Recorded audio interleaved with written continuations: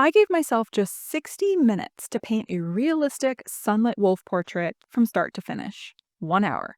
No do overs, no drying time. Just me, my oil paint, and a ticking clock. Now, this wasn't rushing for the sake of speed. It was about challenging myself to let go of perfection and ultimately see what I could actually get done in a tight window. And spoiler alert, I learned a lot. Let's jump in. In my first few moments where I started this painting, I was all excited and I thought, oh, this is going to be easy. Great. And then I kind of forgot that I don't really work in this style. And if I'm giving myself a 1 hour painting challenge with oil paint, I'm going to have to completely change the way I paint, which means no drying time. And that means no glazing and not really proper layering. So, needless to say, I quickly learned that this painting was going to be difficult for me because I'm used to working in multiple layers where I let them dry in between.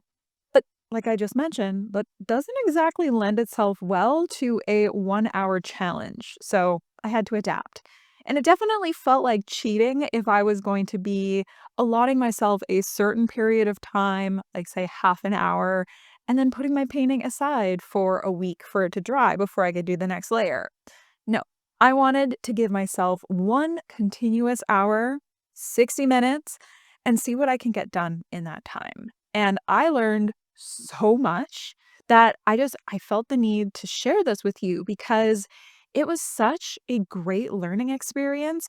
And yes, it was great for learning how to paint more quickly, but there were so many great lessons that came out of it that I am going to be applying to all of my paintings going forward. So, the first lesson that I found myself learning, and ultimately this was a choice I made before I actually started painting, but I'm really glad that I did, is that I specifically chose a reference photo that was relatively simple, but still high impact. And in my opinion, this basically translates to dramatic lighting. So I found this gorgeous picture of a wolf, and it was sunlit and beautiful. It had really warm colors, nice focus on the fur, but ultimately it just had really beautiful dramatic lighting. And what I love about dramatic lighting is that it's small adjustments that you can make, like that sort of edge lighting, that doesn't take a lot of effort, but can completely transform a painting. So I'm really happy I decided to go with a reference photo that was kind of simple, but still high impact because that made my life more easy. The next lesson was basically to choose a simplified palette. For this one, I knew I was going to be painting alla prima or wet into wet, which is very different than how I normally paint because normally I go about my animal portraits with oils in a layered fashion where I'm letting it dry in between. And then I like to go in with that final glazing pass to completely transform the painting and add all these gorgeous colors, make fine adjustments, all that good stuff. But for this challenge, I wasn't allowed to do that. So I had to simplify things. So when you're looking at my palette here, it's very simple. I don't have a lot of colors. And I think this was really, really important because it just took out more decisions that I had to make while I was frantically painting. So, simplifying where you can is really key to be able to paint more quickly, but at the end of the day, kind of almost make a stronger painting, I learned. So, this next lesson here is honestly a really big one. And ultimately, it was knowing that I had to strategize. Now, strategizing for all of your paintings is really important, but it becomes extra important when you have a timed challenge like this or any other type of challenge. But it just reminds you that strategy is everything when it comes to creating good, solid artwork.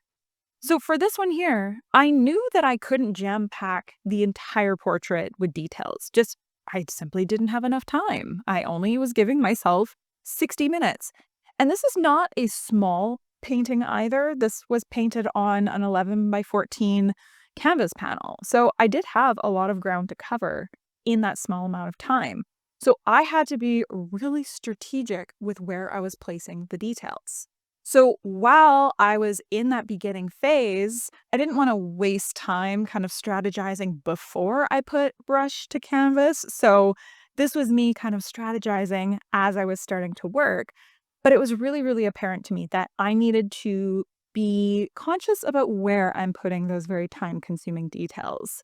And ultimately, I kind of decided, okay, I'm going to get the most important part of my portrait done first, which is going to be the face here because it's a portrait.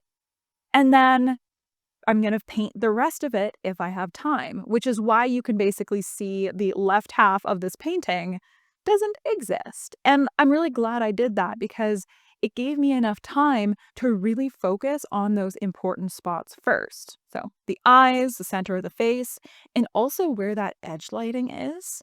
So because I was able to have a few minutes to strategize as I was starting to lay down those first brushstrokes, I think it allowed me to actually have enough time to create what I personally think is a pretty beautiful portrait.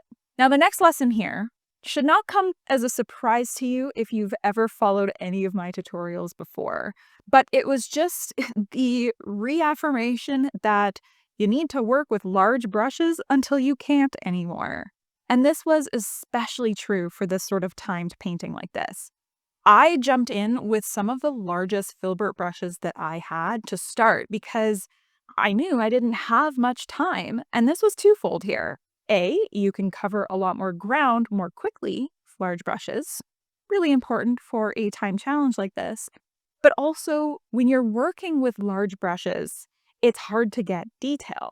And that prevents you from jumping into detail too fast because I knew that I had to lay a really solid foundation first before I started jumping into details. Because let's be real, details are fun, but they're really time consuming. And I didn't want to end up in a place with my portrait here where I spent the bulk of my time detailing this one tiny little area and then the rest of my painting is blank. So working with large brushes until I just couldn't manage with that brush size anymore was a key thing for making this portrait a success. And the next lesson, which doesn't apply to all paintings by any means, but for this one, it was ain't nobody got time for backgrounds because we've got things to do. So for this here, I knew the focus was going to be on the wolf, and I wanted the focus to especially kind of bring to light that beautiful edge lighting and the dramatic lighting that we see here. So going with a very basic background that is pretty dark because contrast is going to be everything for really making that dramatic lighting pop. So I'm really happy with having just a very simple background here. I think it still places this wolf in an environment. I love the way those brushstrokes work, but having that darkness in certain areas, especially when it's right next to that gorgeous backlighting, it just helps to make everything pop. And the last big takeaway for this painting lesson is script brushes to the rescue. So here you can see me starting to work with a script brush. And recently I have just found a rekindled love for these script brushes because they are so good at getting detail. And what I learned is that they can be really good for getting detail when you have a swamp of wet paint on your portrait here, but you still need to try to work in some details.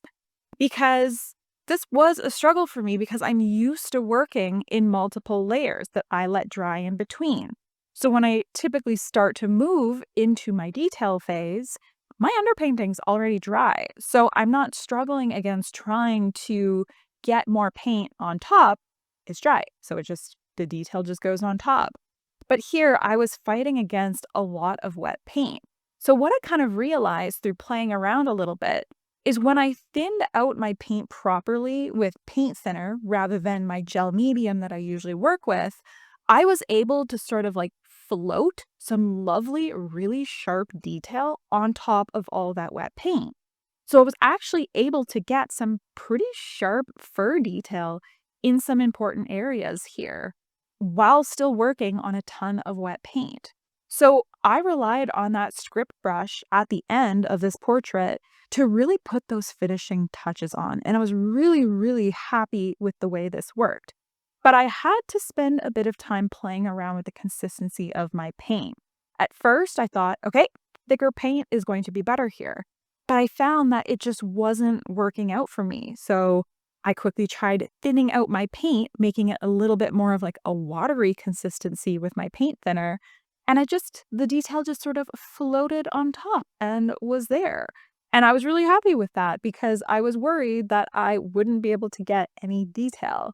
And I'm really happy with the way my strategic detail looks here, especially in that edge lighting where you kind of have those itty bitty individual little hairs that are, coming off our wolf. They're caught in that beautiful light. And especially if they're overlaying that dark background, they just pop. So I'm really happy with the way that looks. And yeah, I'm really happy that my script brush is my new best friend. And I recommend you try playing around with one as well.